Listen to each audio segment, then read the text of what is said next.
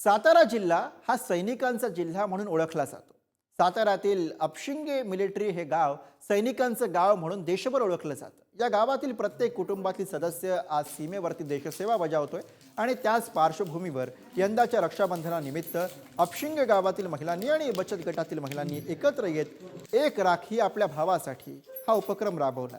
या उपक्रमाअंतर्गत 5 ते 6 हजार विविध राख्या बनवून आपल्या सैनिकांसाठी सीमेवरती पाठवल्या।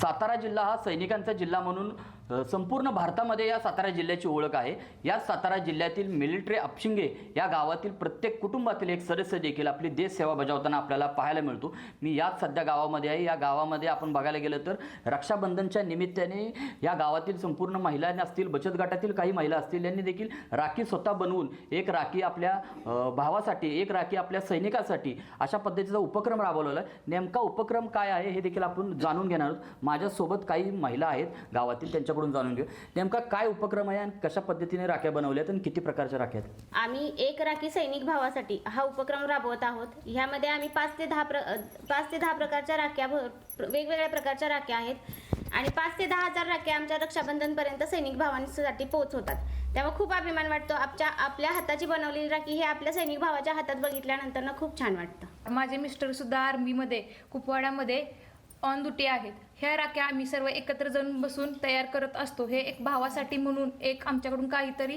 भावासाठी म्हणून आम्ही राखी तयार करून पाठवत असतो। हे आम्ही एकत्र करून पोस्ट आणि कुरिअर करत असतो।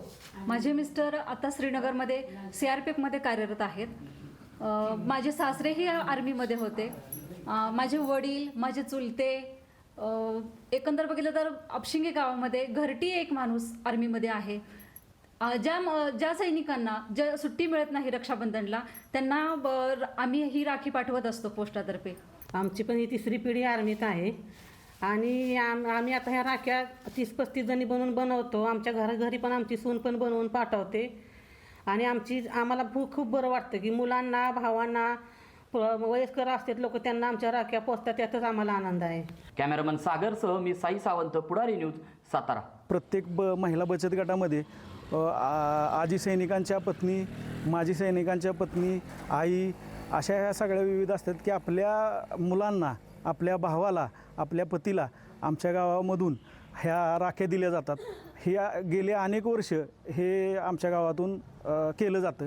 ह्यामध्ये आमच्या गावातल्या महिलांचा अतिशय उत्सुकपणे प्रतिसाद असतो आणि हे बऱ्यापैकी अनेक वर्षापासून हे काम केलं जातं आमच्या गावामध्ये।